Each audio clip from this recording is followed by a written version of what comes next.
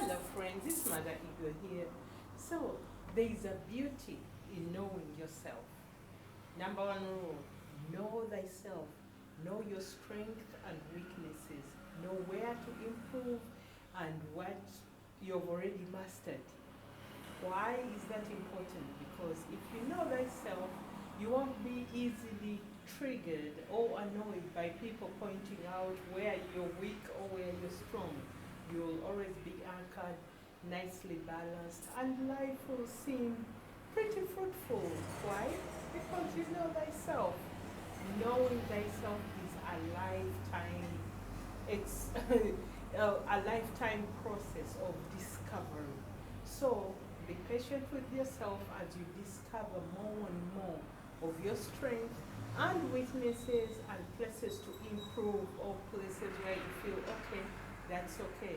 So this will deal with your emotions, your physical reality, your achievements, where you want to go or where you've been, the burdens you're carrying that needs to be laid down or continue carrying them. It's all up to you. Knowing thyself is a lifetime process, but at this start, don't be shocked when someone says something and you're like, I didn't know that about myself. Oh yeah, you have to be a master of self first before you can master over others. Talk to you soon. Kara here.